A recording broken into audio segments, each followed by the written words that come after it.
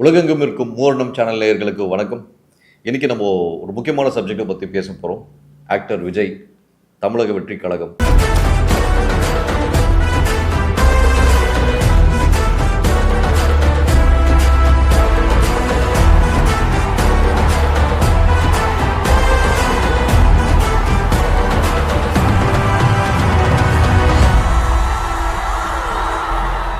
கடந்த 20-25 நாட்களாக பார்த்தீங்கன்னா, எக்ஸாக்டாக ஆகஸ்ட் 22ஆம் தேதியிலேருந்து இன்னி வரைக்கும் ரொம்ப சென்சேஷனாக பேசக்கூடிய விஷயம் என்னென்னு பார்த்தீங்கன்னா, விஜய் அவர்கள் கட்சியை பற்றின விஷயங்கள். அதுலேருந்து சில முக்கிய விஷயங்கள் தான் பேச போகிறோம். அதுக்கு முன்னாடி அவரோட சினிமா நகர்வுகள் எப்படி இருந்தது, அரசியல் நகர்வுகள் எப்படி இருந்தது, இப்போது இருக்க இந்த பொலிட்டிக்கல் ப்ரெஷர் எப்படி இருக்குது அப்படின்ற விஷயத்தை பற்றி கொஞ்சம் டீட்டெயிலாக மக்களுக்கான ஒரு புரிதலுக்காக. ஏனென்றால் பல்வேறு விதமாக இது விஷயமாக பேசப்படுது. ஸோ தமிழக வெற்றி கழகம் வெல்லுமா வீழுமா அப்படின்ற ஒரு பேச்சுவார்த்தை மட்டும் இல்லாமல் ஒரு பெரிய டிபேட்டே இந்தியா முழுக்க நடந்துகிட்ருக்கு. தமிழ்நாடு மட்டும் இல்லை, இந்தியா முழுக்க இது மிகப்பெரிய டிபேட் நடந்துகிட்ருக்கு. ஸோ இவரோட பாசிட்டிவ் என்னென்ன இருக்குது, இவரோட மைனஸ் என்னென்ன இருக்குன்ற எல்லா விஷயங்களை பற்றி நம்ம டீட்டெயிலாக ஒரு கவர் ஸ்டோரி பண்ணணுன்றதுக்காக தான் இந்த ஷோவில் நம்ம அவரை பற்றின ஒரு முழு ஹிஸ்ட்ரி எடுக்க போகிறோம். ஃபஸ்ட்டு விஜய் அவர்கள் சைல்டு ஆர்டிஸ்ட்டாக வெற்றின்ற படம் மூலயமா 1984 அறிமுகமாகிறார். ஸோ அதுலேருந்தே அந்த வெற்றி முதல் படமே வெற்றின்ற பெயரில் ரிலீஸ் ஆகிருக்கு. அதுலேருந்து 18 வயசு வரும்போது நாளைய தீர்ப்புன்ற படத்தில் டேரெக்டாக ஹீரோவாக நடிக்கிறாரு. ஸோ அதுலேருந்து தொடர்ச்சியாக பார்த்திங்கன்னா அவர் நடித்த எல்லா படங்களும் ஒரு கமர்ஷியலாக மிகப்பெரிய வெற்றி அடையுது. எல்லா படம்னா அப்போ இருந்த சூழ்நிலையில் பிரியமுடன் ஆகட்டும், பூவே உனக்காக, அதுக்கப்புறம் லவ் டுடே, காதலுக்கு மரியாதை, துல்லாத மனம் துளும், குஷி, இது போன்ற படங்கள்லாம் தொடர்ச்சியாக கமர்ஷியல் ஹிட் ஆகுது. இதில் பார்த்தீங்கன்னா 1998 தமிழக அரசு சார்பாக கலைமாமணி விருது அவர் கொடுக்குறாங்க. அதுக்கப்புறம் பார்த்திங்கன்னா 2004 கில்லின்ற படம் பேருக்கு ஏற்ற மாதிரி மிகப்பெரிய ஒரு கில்லியாக வெற்றி அடையுது. அந்த 50 crore ஃபேன் கிளப்னு சொல்லுவாங்க. அப்போது அந்த 2004 முதல் தடவையாக தமிழ் படம் அவ்வளோ பெரிய ஒரு பட்ஜெட்டில், கம்மியான பட்ஜெட்டில் 50 crore ஃபேன் கிளப்பில் ரீச் ஆகி மிகப்பெரிய சக்ஸஸ் அடையுது. அதுக்கப்புறம் பின்னர் வரக்கூடிய திருப்பாச்சி ஆகட்டும், போக்கிரி ஆகட்டும், இந்த படம் எல்லாமே கமர்ஷியலாக ரொம்ப பெரிய சக்ஸஸ் கொடுத்தது. அவருடைய ஸ்கேல் ஏன்னா அப்போ ரஜினிகாந்த் அவர்களும் கமல் அவர்களும் எல்லாரும் பீக்கில் இருக்கும் சமயத்தில் விஜய் அவர்கள் அவருக்கான ஒரு தனி ட்ராக்ல ரொம்ப பெரிய லெவலில் முன்னேறி வந்துட்டுருக்காரு. இந்த நகர்வுகளை தான் 2010 நம்ம ஒரு முக்கியமான விஷயத்தை பார்க்க போகிறோம். ஏன்னா 2010 இந்த துப்பாக்கி ஆகட்டும், கத்தி ஆகட்டும், சர்க்கார் ஆகட்டும், இதெல்லாம் பார்த்திங்கன்னா ஒரு வித்தியாசமான ஜானரை விஜய்க்கு கொண்டு போகுது. திரு விஜய் அவர்கள் 2018 நடித்த அந்த சர்க்கார் படமானது UK நாட்டோடைய சிறந்த இன்டர்நேஷ்னல் ஆக்டர்ன்ற அவார்டும் அதுக்கு பெற்று தருது அந்த சர்க்கார்ன்ற படம். இதில் துப்பாக்கி, இந்த கத்தி, இந்த 2 படம் பார்த்திங்கன்னா ஒரு ஒரு மிகப்பெரிய மைல்கல் அவருக்கு. முருகதாஸ் அவர்கள் எடுத்த அந்த படமானது துப்பாக்கி நேஷனல் லெவலில் இருக்க ஒரு டெரரிசம் விஷயத்தை ரொம்ப சாதுர்ணியமாக அது கையாண்டு ஸ்க்ரீன் பிளேலேருந்து எல்லாமே ஃபஸ்ட் கிளாஸாக பண்ணியிருப்பார் முருகதாஸ். அதில் விஜயோட ரோல் பெரும்பான்மையாக ஃபஸ்ட் கிளாஸாக ஹேண்டில் பண்ணி கொண்டு போயிருப்பார். அதுக்கு அடுத்தபடியாக கத்தி, ஒரு விவசாய பூமியில் நடக்கக்கூடிய ஒரு பிரச்சனையை, அதில் அரசியல் திணிப்புகள் என்ன இருக்குது, சட்ட ரீதியான பிரச்சனைகள் என்ன இருக்குது, கார்ப்பரேட் எப்படி அதில் உள்ள இன்வால்வ் ஆகிறாங்க அப்படின்ற விஷயத்த ரொம்ப சாமர்த்தியமாக நகர்த்தியிருப்பார் அந்த கத்திந்த படத்தில். அந்த கத்திந்த படத்தில் இரட்டை ரோல் பண்ணியிருந்தாலும் அந்த இரட்டை ரோலுக்கான வேல்யூ அந்த ஒரு பாட்டு இன்னி வரைக்கும் எல்லா இடத்துலையும் பார்த்திங்கன்னா அந்த பாட்டு ரொம்ப பிரபலமான பாட்டு. உங்களுக்கு தெரியும், ஸ்க்ரீனில் கண்டிப்பாக அந்த பாட்டை போடுவாங்க. அந்த பாட்டு மிகப்பெரிய நகர்வு ஏற்படுத்துது விஜய் அவர்களுக்கு. இதன் தொடர்ச்சியாக பார்த்திங்கன்னா அவருக்கு எல்லா இடத்துலையும் பேசும்படியாக ஒரு பேர் அடிப்படுது. விஜய் அவர்கள் சிறந்த நடிகர் மட்டுமல்லாமல் சிறந்த பாடகரும் கூட. ப்ளஸ் மிகப்பெரிய டான்ஸுன்னு சொன்னால் இப்போ இருக்க ஹீரோக்கள் மத்தியில் கிட்டத்தட்ட ஒரு 30 வருடங்களாக விஜய் அவர்கள் 30-40 வருடங்களாக விஜய் அவர்கள் டான்ஸில் அவருக்குன்னு ஒரு தனி ஸ்டாண்டர்டை மெயின்டைன் பண்ணி ஒரு பெரிய லெவலில் சீனியர் டான்ஸர்ன்ற ஒரு பெரிய பர்சனாலிட்டியோட ட்ராவல் பண்ணிகிட்ருக்காரு. முக்கியமாக டைம்ஸ் ஆஃப் இந்தியா கூட இவர் விஜய் அவர்களுடைய டான்ஸை பற்றி ஒரு பதிவு பண்ணியிருக்காங்க. Vijay dance moves as energetic and effortless. So அவருடைய டான்ஸ் பார்க்கும்போது ரொம்ப எனர்ஜெட்டிக்காகவும் ரொம்ப சிரமமும் இல்லாமல் ரொம்ப சாதாரணமாக ஆடிட்டு போகக்கூடிய மனிதர் அப்படின்ற ஒரு, ஏன்னா அந்த ஒரு பெயர் ஆல்ரெடி பிரபுதேவாக்கு இருக்குது. அதை விட அதிகமாக எனர்ஜெட்டிக்காக பண்ணக்கூடிய மனிதர்னு சொல்லிட்டு விஜய் அவர்களை ப்ரைஸ் பண்ணியிருப்பாங்க. ஸோ இதெல்லாம் ஒரு சினிமா கேரியரில் ஒரு நகர்வாக இருந்தாலும் விஜயோட ஸ்டாண்ட் தலைவா படத்தில் ஒரு பெரிய நகர்வு ஏற்படும். என்னென்னு பார்த்தீங்கன்னா அதோட போஸ்டர்ஸ்லேயே இட்ஸ் டைம் டு லீட் தலைவா அப்படின்ற ஒரு டைட்டிலில் பார்க்க முடிஞ்சது. ஸோ இந்த டைட்டில், இந்த படம் ரிலீஸ் ஆகும்போது முதல்வர் ஜெயலலிதா அம்மா அவர்கள் இருந்தாங்க அந்த டைமில்.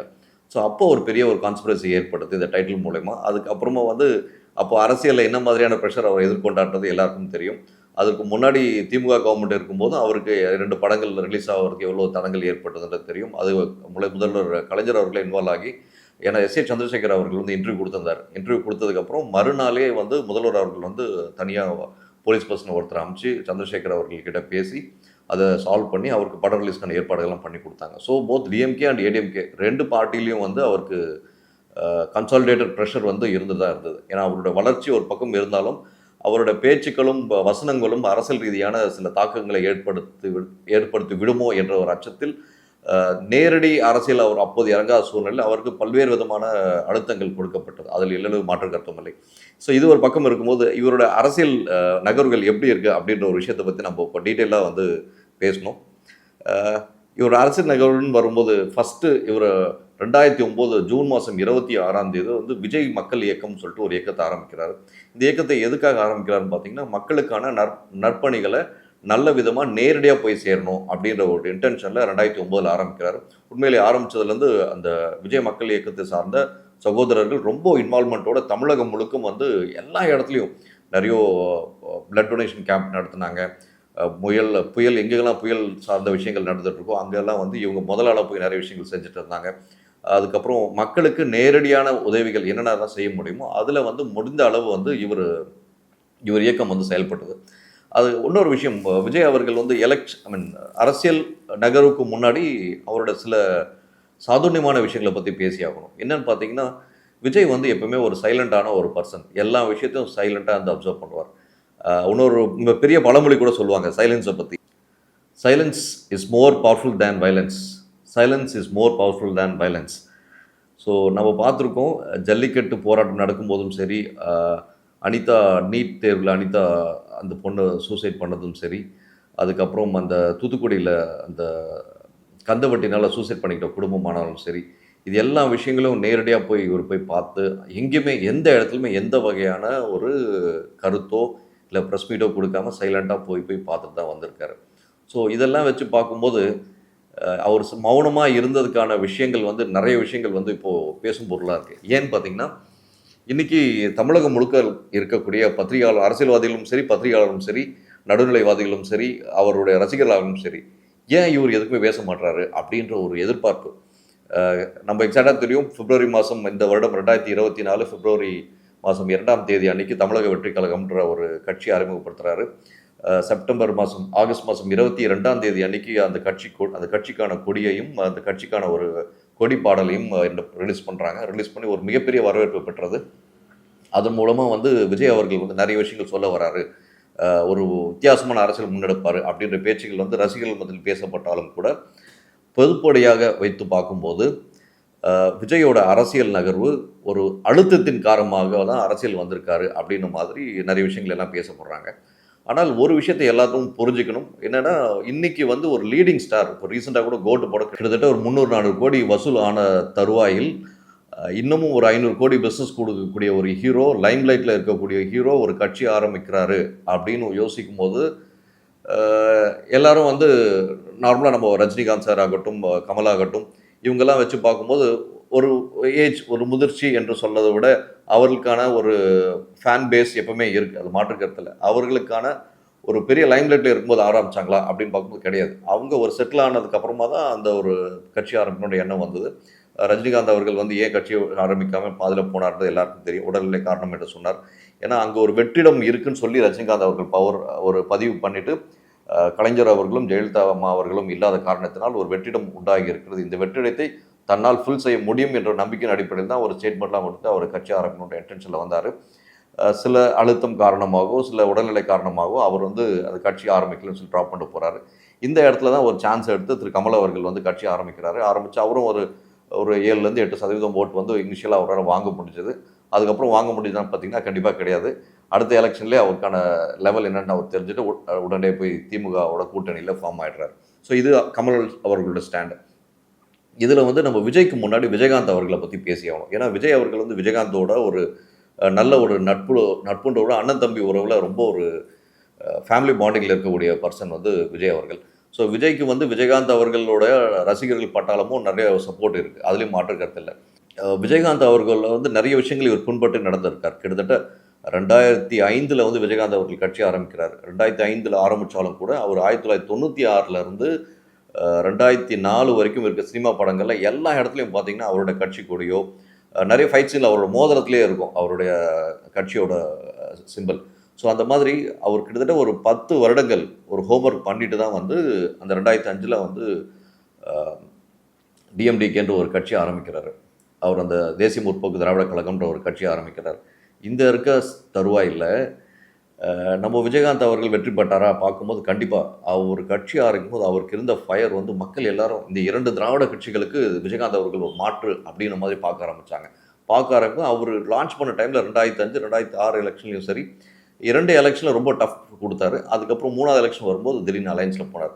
அலைன்ஸில் போயும் கூட எதிர்க்கட்சி தலைவராக உட்காந்து ஒரு மிகப்பெரிய ஒரு செல்வாக்கான மனிதராக ரொம்ப திறம்பட செயல்பட்டார். ஏன்னா மக்களுக்கு வந்து அவர் டெத்தில் பார்த்துருப்போம். அவர் டெத்தை பார்க்கும்போது அப்படி ஒரு கூட்டம் உண்மையில் ரொம்ப நாட்களுக்கு அப்புறம் எம்ஜிஆர் அண்ணாதுரை ஆகட்டும், எம்ஜிஆர் ஆகட்டும், கலைஞர் ஆகட்டும், அதுக்கு அடுத்தபடியாக வந்து ஒரு மறைவுக்கு இவ்வளோ பெரிய கூட்டம் வந்ததுன்னா அது திரு விஜயகாந்த் அவர்களோட இறப்பில் மட்டும்தான் அவ்வளோ ஒரு பெரிய கூட்டம் வந்தது. அதுக்கு அடுத்தபடி அவர் அரசியலோட மிக செல்வாக்கான மனிதராக இருந்தால் கூட அரசியலில் அந்த லெவலுக்கு அவரால் வந்து ஜோபிக்க முடியலன்னு தான் ஸ்ட்ரீட்டாக சொல்ல முடியும்.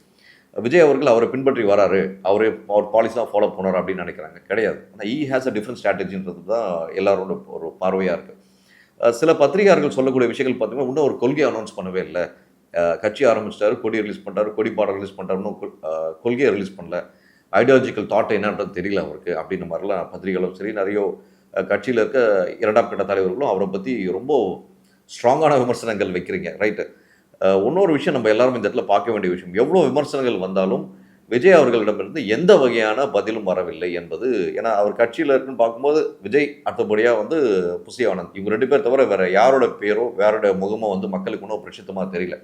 அப்படி இருக்கும் தருவாயில் இவ்வளோ ஸ்டேட்மெண்ட், இவ்வளோ வந்து அவருக்கு எதிரான வந்து பதிவுகளும் இன்டர்வியூகளும் வரும் தருவாயில் அவர் எதுவுமே பேசாமல் இருக்கிறது வந்து இன்னமும் வந்து எல்லாருக்கும் அச்சத்தை ஏற்படுத்துகிறது என்று ஒரு பரவலான கருத்தும் இருக்கிறது ரசிகர்கள் மத்தியில். இதோட கண்டினியூட்டியாக ஒரு விஷயம் நம்ம பார்த்தாகணும். 2011 ஏன்னா 2009 தான் விஜய் மக்கள் இயக்கம் ஆரம்பிக்கிறாரு. 2011 அதிமுகவுக்கு ஆதரவாக இவரோட மக்கள் இயக்கத்தை சார்ந்த தொண்டர்கள் சொல்வதை விட அப்போது இருந்த சகோதரர்கள் வந்து தமிழகம் முழுக்க வந்து அதிமுக ஆதரவாக வந்து சில இடத்துல பிரச்சாரம் பண்ணாங்க. சில இடத்துல வந்து அவர் சப்போர்ட்டிவாகவே நிறைய விஷயங்கள் நடந்தது. அதன் வெளிப்பாடு தான் ஒரு மேடையில் வந்து எஸ்.ஏ. சந்திரசேகர் அவர்களும் சரி விஜய் அவர்களும் சரி பாலிஷாக வந்து இந்த ஆட்சி அமைவதற்கு நான் ஒரு அணிலாக இருந்தேன். அப்போ வந்து அணில்ன்ற ஒரு வார்த்தை வந்து மிகுமளவு பேசப்பட்டது. இன்றைக்கி ஒவ்வொரு தலைவர்களுக்கு ஒவ்வொரு பெயர் சூட்டி வெவ்வேறு விஷயமா பேசிகிட்டு இருக்காங்க.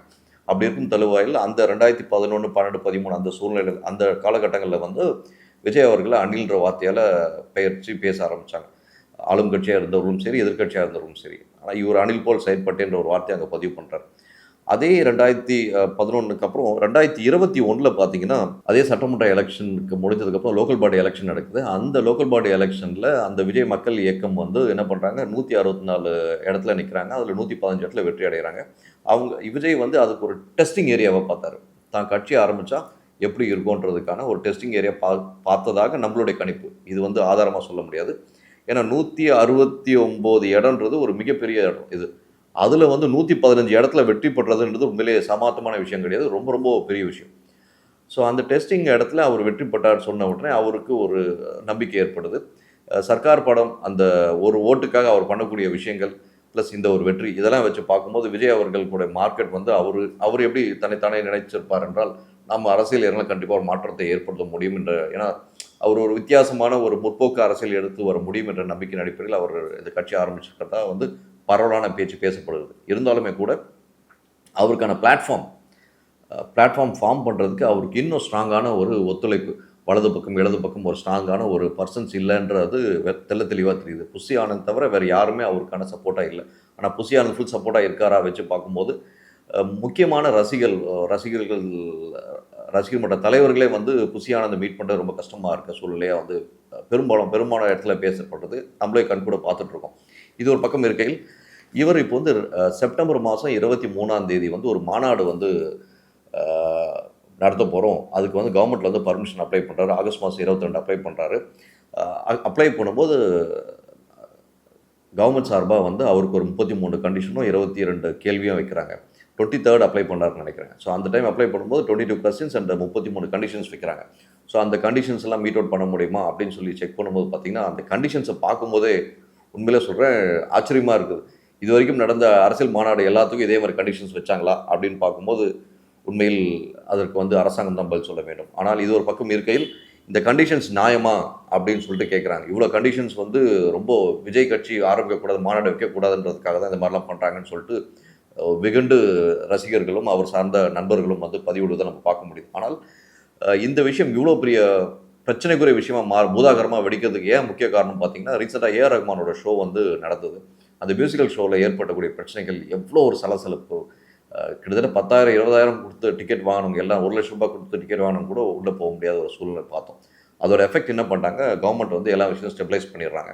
ஸ்டெபிலைஸ் பண்ணிவிட்டு ஒரு விழாவாகட்டும், ஏன்னா இப்போது ஒரு மாநாடு நடக்குதுன்னும் போது இவர் குறைஞ்சபட்சம் 1,000,000 1,50,000 மக்கள் வருவாங்க. 1,00,000 ரசிகர்கள், 1,00,000 தொண்டர்கள் வர்றதுக்கான வாய்ப்புகள் இருக்குது. அப்படி இருக்கும் தருவாயில் விக்கிரவாண்டி ஏரியாவில் வந்து கிட்டத்தட்ட ஒரு 85 ஏக்கரை வந்து ரெண்ட்டுக்கு எடுத்து, அது 85 ஏக்கர் ஒரே ஆளுது கிடையாது. வெவ்வேறு ஆட்கள் அவங்ககிட்டலாம் பேசி, இவங்க கட்சி ஆட்கள் பேசி கன்வின்ஸ் பண்ணி அதுக்கு ரெண்ட்டுக்கு எடுத்து இந்த டேட்டில் எங்களுக்கு வேணும்னு சொல்லி கேட்குறாங்க.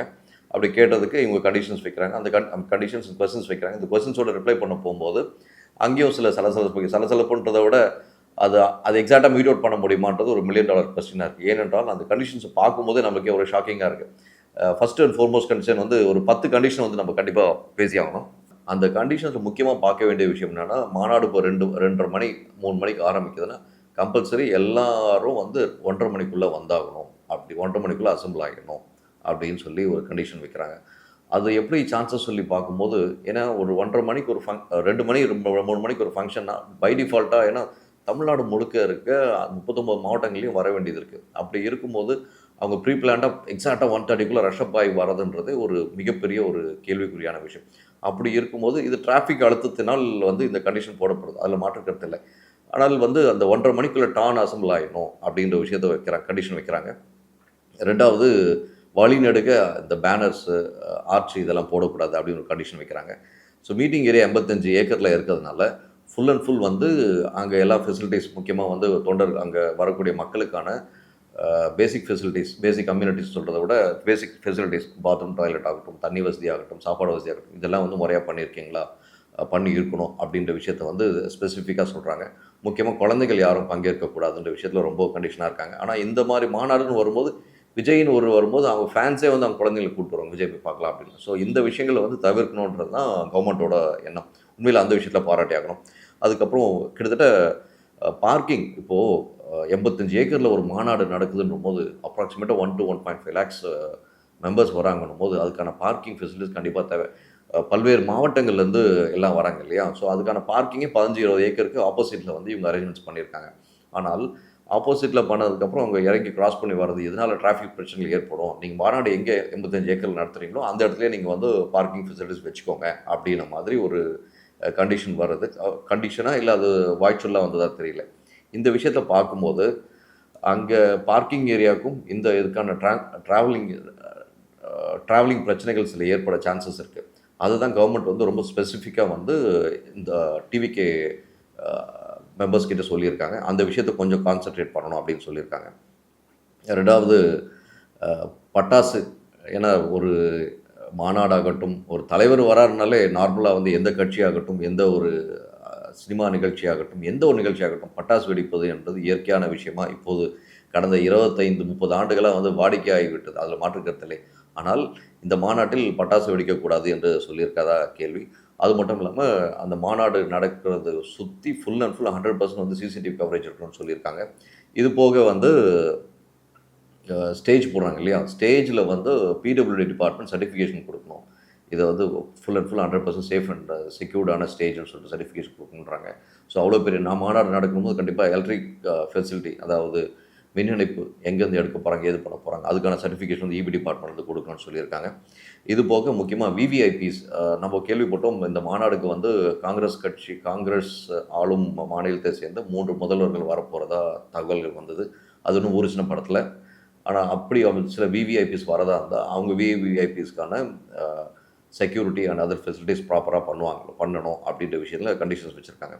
ஸோ இந்த கண்டிஷன்ஸ்லாம் வச்சு பார்க்கும்போது இந்த மாநாடு வந்து உண்மையிலே வந்து அந்த டேட்டில் 24 செப்டம்பர் நடக்குமா அப்படின்னு எதிர்பார்த்த நிலையில் விஜய் அவர்கள் வந்து கடந்த 9ஆம் தேதியோ 8ஆம் தேதியோ வந்து ஒரு மீட்டிங் அவங்களோட கட்சி ஆட்களோட மீட்டிங் நடத்தியிருக்காரு.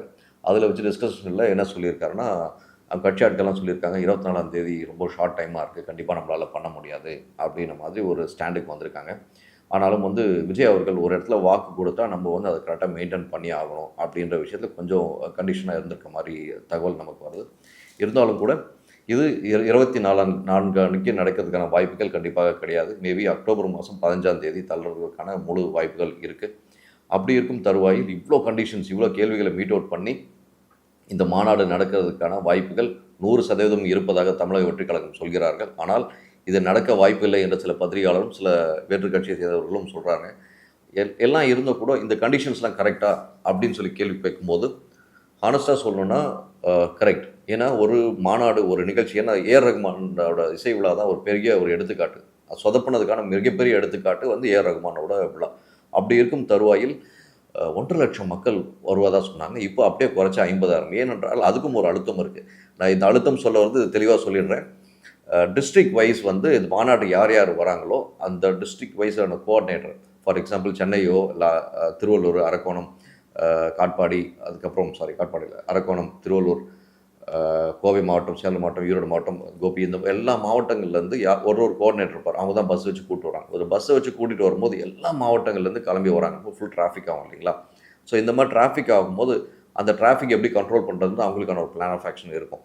அது போக இங்கே கோஆர்டினேட்டரோட லிஸ்ட்டு வந்து அந்த முக்கியமான டிபார்ட்மெண்ட் ஆட்கள் கொடுத்துணுன்றாங்க. இதில் வந்து இன்னொரு பக்கம் நம்ம வந்து இதில் அரசியல் ரீதியாகவும் சில விஷயங்கள் பார்க்க வேண்டியது இருக்குது.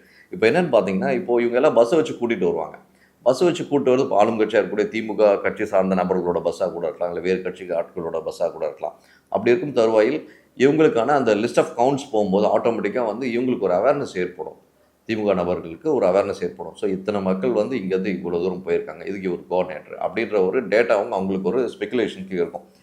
இதனால் சேலஞ்சஸ் என்னன்னு சொல்லி பார்க்கும்போது, அஃப்கோர்ஸ் ஒரு கட்சின்னு வரும்போது இவங்க வேறு திமுக கட்சியிலேருந்து போனவங்களா இருக்கலாம், அதிமுக கட்சியில் போனவங்களா இருக்கலாம், நாம் தமிழர் கட்சியில் போனவங்களா இருக்கலாம், இல்லை வைகோ அவர்கள் கட்சியிலேருந்து போனவங்களா இருக்கலாம், இல்லை பிஜேபியில் போனவங்களா இருக்கலாம், காங்கிரஸ்லேருந்து போனவங்களா இருக்கலாம்.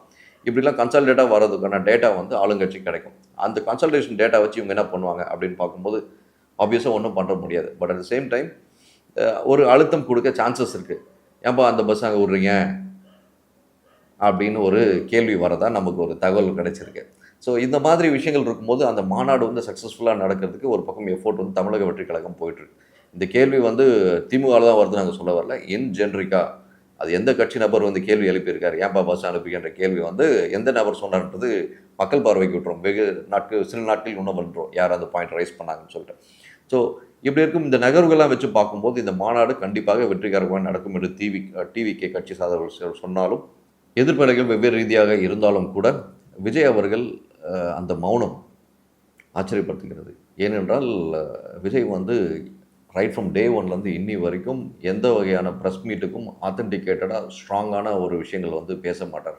ரொம்ப சாஃப்டாக ஹம்பிளாக பேசுகிற மாதிரி பேசிட்டு போகக்கூடிய நபராக தான் விஜய் அவர்கள் பார்க்க போகிறாரு.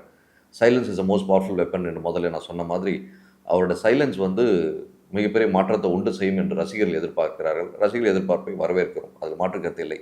ஆனால் இந்த மாநாடு சூழ்நிலையில் ஒரு கட்டுக்கோப்பான விஷயங்கள் வந்து நடக்கணும் அப்படின்றது ஒரு சில ரசிகர்களோட ஒரு பார்வையாக இருக்குது. நம்ம அவருடைய விஷயங்கள்லாம் வந்து சில ரசிகர் மன்ற தலைவர்களோடும் சில ரசிகர்களோடும் பேச ஆரம்பிக்கும் போது இவ்வளோ பெரிய மாநாடு நடக்க போகுது, தலைவர் ஒரே ஒரு வீடியோ போட்டு எவ்வளோ மாநாடுக்கு பார்த்து வாங்க அப்படின்னு சொன்னால் நல்லாயிருக்கும். இந்த மாதிரி நிறைய பிரச்சனைகள்லாம் நடந்துகிட்ருக்கு, இந்த டேர்ம்ஸ் அண்ட் கண்டிஷன்ஸ் இவ்வளோ போட்டிருக்காங்க, இவ்வளோ கொஸ்டின்ஸ் இருக்குது, அதனால் கொஞ்சம் பார்த்து வாங்க அப்படின்னு சொல்லிட்டு தலைவர்கள் வீடியோ போட்டால் நல்லாயிருக்கும்னு சொல்லிட்டு ஒரு சாதாரண பாமர ரசிகன், அந்த ரசிகர் வந்து நான் ரசிகரை பற்றி வேணால் நான் தாராளமாக டிஸ்கஸ் பண்ண முடியும். ஒரு ஹேண்டிகேப்ட் ரசிகர் அவர் வந்து ஆனால் அவங்க இன்டர்வியூலாம் பார்த்தேன்னா அவரை பற்றி இந்த விஷயம் மட்டும் நான் சொன்னேன்னு சொல்லுங்கண்ணா அப்படின்னு சொன்னார். சந்தோஷமாக இருந்தது. ஒரு ரசிகன், விஜய் ரசிகன் அவர்கள் நம்ம இன்டர்வியூ பார்த்துட்டு இந்த மாதிரி ஒரு தகவல் சொல்லுங்கண்ணா, இந்த மாநாடு நடக்க போது ரசிகர்லாம் பார்த்து வரணும்னு சொல்லுங்கண்ணா அப்படின்னு சொல்லும்போது அந்த ரசிகன் விஜய் ரசிகனாகவே ஜெயித்து விட்டான், பாராட்ட வேண்டும், அதில் மாற்று கருத்தில். ஆனால் அங்கு வரக்கூடிய மனிதர்கள் ரசிகர்கள் தொண்டர்கள் பார்த்து வர வேண்டும் என்ற ஒரு எதிர்பார்ப்பு அந்த ஒரு சகோதரனுக்கு இருக்குது என்பதை வரவேற்கிறேன். At the same time Vijay அவர்கள் இதற்காக ஒரு காணொலி ரிலீஸ் பண்ணுவார்னு எதிர்பார்க்குறோம். சில ரசிகர்கள் வந்து சொல்லக்கூடிய விஷயங்கள் நாங்களும் பார்க்குறோம். என்னென்னா, ஒரு இந்த மாதிரி மாநாடு இவ்வளோ பிரச்சனை நடக்குது, டிஜிட்டல் மூலிமா பண்ணால் நாங்கள் தாராளமாக லாகின் பண்ணி பார்ப்போம் அப்படின்னு சொல்லி எதிர்பார்க்குறாங்க. ஆனால் எல்லார் கையிலும் மொபைல் இருக்குண்ணா, நாங்களாம் பார்த்துருவோம் அப்படின்லாம் சொல்கிறாங்க. பட் ஹானஸ்ட்டாக பார்க்கும்போது ஒரு ஸ்டாண்டு, ஒரு கட்சியோட மாநாடு ஆரம்பிக்கிறாங்க அப்படின்னும்போது, எல்லார் கையிலும் ஃபோனில் பார்க்குறத விட லைவ்ல பார்க்குறது சில விஷயங்கள் வந்து மக்கள் மத்தியில வந்து வெர்சடைலாக ரீச் ஆகும். அட் சேம் டைம் பெரும் பார்க்கும் பொருளாக இருக்கும். அந்த ஒரு ரீசனுக்காக தான் இவ்வளோ பெரிய மாநாடு. அந்த மாநாட்டில் தான் தன்னோட ஐடியாலஜிக்கல் விஷயங்களை டிஸ்கஸ் பண்ண போகிறதா சொல்கிறாரு. உண்மையிலேயே இந்த ஐடியாலஜிக்கல் ரீசன் என்ன இருக்கும் அப்படின்னு தான் எல்லாரோட எதிர்பார்ப்பும் இருக்குது. ஏனென்றால் இன்றைக்கி தமிழகம் முழுக்க இருக்க அனைத்து ஊடகங்களிலும் சரி, அனைத்து சமூக ஊடகங்கள் மட்டும் இல்லாமல் டிவி நிகழ்ச்சிகள் எல்லாத்துலேயும் பார்த்தீங்கன்னா விஜய் அவர்களை கட்சி பற்றி தான் பேச்சார். அவர் வந்து இந்த ஐடியாலஜி வைப்பாரா, அந்த ஐடியாலஜி வைப்பாரா, திராவிட ஸ்டாண்ட் எடுப்பாரா, இல்லை காங்கிரஸ் பிஜேபி ஸ்டாண்ட் எடுப்பாரா, அது வெட்ட வெளிச்சமாக தெரியுது. அவர் ஆனால் ரீசெண்டாக வெட்ட வெளிச்சம்ன்றதை விட விஜயதாரணி அவர்கள், சகோதரி விஜயதாரணி அவர்கள் வந்து ஒரு 4-5 மாதங்கள் முன்னாடி ஒரு இன்டர்வியூவில் சொல்லியிருக்காங்க. விஜய் அவர்கள் வந்து ராகுல் காந்தி அவர்களை அப்ரோச் பண்ணி, நான் உங்கள் கட்சியில் எனக்கு ஒரு நல்ல பதவி கொடுத்தா, நல்ல பதவி கொடுத்தா நல்லா இருக்குன்னு கேட்டதாகவும், அதற்கு ராகுல் காந்தி அவர்கள் வந்து இவருக்கு அட்வைஸ் பண்ணதாகவும், நீங்களே உங்களுக்கு நல்ல செல்வாக்கு இருக்குது, நீங்களே கட்சி ஆரம்பித்தா நல்லா தான் இருக்கும்னு சொல்லிட்டு அட்வைஸ் பண்ணதாகவும் விஜயதாரணி அவர்கள் பதிவு செஞ்சுருக்காங்க. இந்த ஒரு பதிவை வச்சு பார்க்கும்போது இவருக்கும் ராகுல் காந்தி காங்கிரஸுக்கும் ஒரு கனெக்ட் இருக்குது அப்படின்னு சொல்லி பேசினாலும் கூட, இவர் என்ன ஐடியாலஜின்றது அவராக வாய் தோன்றால் மட்டும்தான் தெரியும். அது வரைக்கும் இவங்க எல்லாரும் யூகத்தின் அடிப்படையிலோ இல்லை அவர்களுக்கு சாமர்த்தியமான ஒரு மூளைத்திறனாக ஒருத்தர் ஒரு ஐடியாலஜி பேசலாம். ஆனால் விஜய் அவர்களின் கண்ணோட்டம் தான் தமிழர் என்பதை நிறைய இடத்துல நிலைநாட்டுறார். அவருடைய கொடியில் கூட பார்க்கக்கூடியது சில விஷயங்கள் நம்மளால் வந்து தெளிவாக சொல்ல முடியும். ஆனால் விஜய் தமிழக வெற்றி கழகம் கட்சியானது வெல்லுமா வீடுமா, மாநாடானது வெல்லுமா வீடுமா என்ற ஒரு கேள்வியை எதிர்பார்க்கும்போது, வீழ்வதற்கான முயற்சிகள் பல்வேறு தரப்பில் பல்வேறு கட்சிகளால் எடுக்கப்பட்டாலுமே கூட வெல்வதற்கான முயற்சிகளில் திரு விஜய் அவர்கள் மௌனமாக இருந்து சாதிப்பார் என்று ஒரு பேச்சு பரவலாக பேசப்படுகிறது. இவருக்கு பின்புலமாக நிறைய நடிகர் நடிகைகள் துணை இருக்கிறார்கள் என்ற ஒரு தகவலும் நமக்கு வந்து கொண்டு இருக்கிறது. வாழ்த்துக்கள், அனைத்து நடிகர் நடிகைகளுக்கும் வாழ்த்துக்கள், அதில் மாற்று கருத்து இல்லை. ஆனால் இதில் ஒரு விஷயத்தை நம்ம தெளிவாக பார்க்கணும். விஜய் அவர்கள் நடிகர்கள் மட்டுமல்லாமல் அவர் சார்ந்த சில நபர்களை மட்டும் கூட வைத்து கொண்டிருக்கிறார். மிகப்பெரிய ரசிகர் பட்டாளம் வைத்து கொண்டிருக்கும் விஜய் அவர்கள் இந்த ரசிகர் கூட்டம் அனைத்தும் வந்து வாக்கா மாறுமா அப்படின்றத விஜய் அவர்கள் கண்டிப்பாக யோசிக்கணும். ஏன்னா நம்ம வந்து ரஜினி சாரை பார்த்துருக்கோம், கமல் சாரை பார்த்துருக்கோம், விஜயகாந்த் சாரை பார்த்துருக்கோம். இவங்கெல்லாம் முக்கியமாக நீங்கள் எம்ஜிஆர் பாணியில் வந்து அப்போ இருந்த சூழ்நிலை வேறு. எம்ஜிஆர் அவர்கள் வந்து கிட்டத்தட்ட 15 ஆண்டுகள் திமுக கட்சியில் ஒரு மிகப்பெரிய பொறுப்பில் இருந்து தனக்கு அமைச்சர் பதவி கொடுக்கவில்லை என்ற ஒரு காரணத்தினால், அந்த ஒரு காரணம் மெயின் காரணம், அதிலிருந்து வெளியே வந்து கட்சி ஆரம்பிக்கிறார். அந்த தருவாய் என்பது வேறு. இப்போ சோஷியல் மீடியா நிறைய வளர்ந்து போயிருக்கு. சோஷியல் மீடியாவில் எங்கே பார்த்தாலும் இன்றைக்கி எந்த சோஷியல் மீடியாவில் குறைஞ்சபட்சம் 65% வந்து உங்களை பற்றின பேச்சாக இருக்குது. இந்த சூழ்நிலையில் நீங்கள் இந்த சோஷியல் மீடியா கரெக்டாக பயன்படுத்திக்கூட ஆளாக நாங்கள் பார்த்துட்டு தான் இருக்கோம். அப்படி இருக்கும் தருவாயில் இந்த இடத்துல உங்களுடைய நிலைப்பாடு என்னன்றதை இந்த மாநாடு நடக்குது முன்னாடியே இந்த மாதிரி ஒரு காணொலி நீங்கள், ஏன்னா அந்த ஒரு ரசிகனோட விஷயத்தை நீங்கள் கன்சிடர் பண்ணுவீங்கன்னு நினைக்கிறேன். அந்த ஒரு கன்சிடரேஷனோட இந்த மாதிரி விஷயங்கள் நீங்கள் மாற்றம் கொண்டு வந்தீங்கன்னா கண்டிப்பாக உங்களுக்கான நகர்வுகள் இங்கே இருக்கும். அதுக்கு நீங்கள் வந்து வெற்றிடம் இருக்குது அப்படின்னு சொல்லி நான் சொல்ல விரும்பல. ஏன்னா இப்போது 2026 எலெக்ஷன் அதுதான் இப்போ பேசும் பொருளாக இருக்குது. ஏன்னா நீங்கள் வரும்போது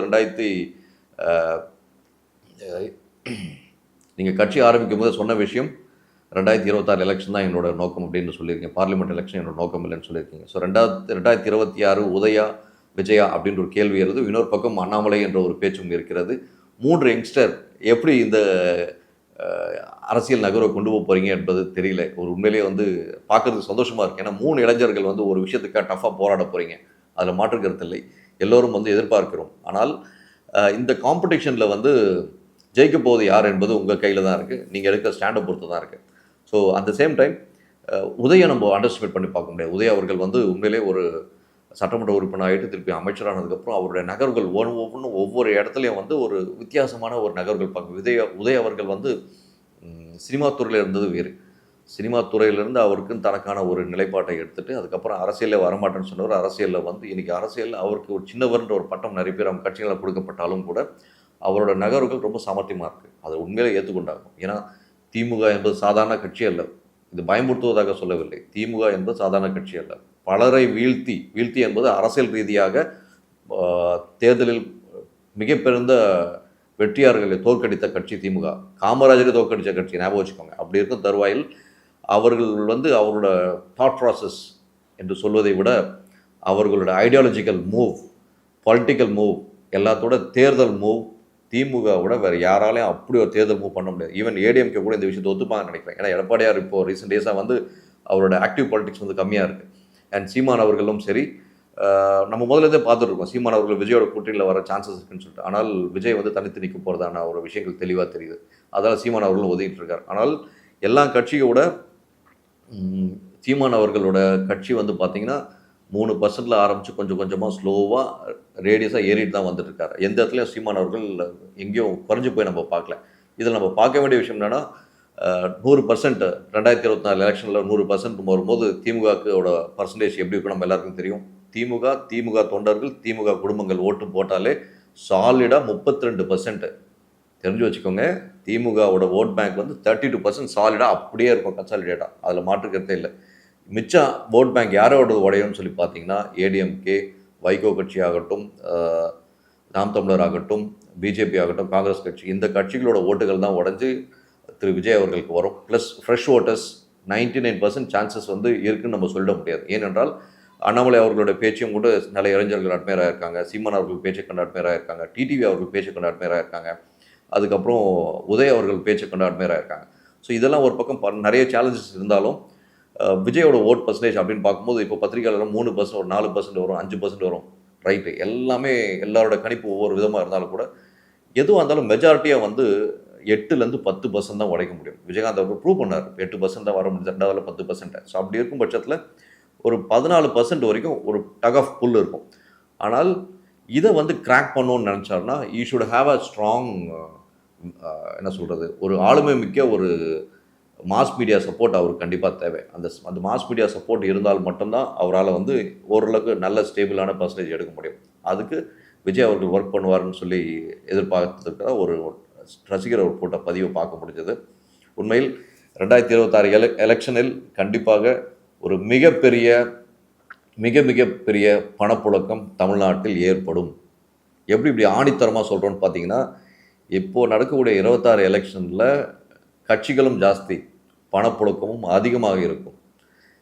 உண்மையிலே எல்லா கட்சிக்கும் வந்து தப்பாக நினைக்காதீங்க, சூடு சொரணன்னு சொல்லி இருந்ததுன்னா எந்த கட்சிக்காரனும் இனி வரக்கூடிய எலெக்ஷனில் நாங்கள் யாருக்கும் ஒரு பைசா கொடுக்க மாட்டோம் என்று முடிவெடுத்து தைரியமாக எல்லோரும் இறங்கி நேர்மையான முறையில் போட்டியிட்டால் சந்தோஷமாக இருக்கும். ஏனென்றால் போதும், ஓட்டுக்காக பணம் கொடுத்து விலைக்கு வாங்க வெற்றி வந்து எப்படி இருக்குன்னு உங்களுக்கே தெரியும். நிறைய நல்ல விஷயங்கள் எல்லாரும் செய்கிறாங்க, அதில் மாற்றுக்கிறது இல்லை. ஆனால் மக்களுக்கு இந்த போன்ற சுமைகளை இந்த இனாம் சொல்லி கொடுத்துட்டு இப்போ எவ்வளோ சுமைகள் அனுபவிக்கணும் நம்ம தான் தெரியும். அந்த சுமைகளை கொஞ்சம் குறைச்சா நல்லாயிருக்கும். அதுக்கு வந்து இந்த ஓட்டுக்கு பணம் கொடுத்த கொஞ்சம் நிறுத்துங்க. இந்த மானியம், அந்த ஃப்ரீ ஸ்கீம்ஸு, இந்த மாதிரி விஷயங்களை தயவுசெய்து நிறுத்திட்டு மக்களுக்கு நல்லதை மட்டும் செய்வீங்கன்னு எதிர்பார்க்குறோம். மீண்டும் ஒரு நல்ல நிகழ்ச்சியில் நல்ல ஒரு விஷயத்தோடு பேசுவோம். நன்றி, வணக்கம்.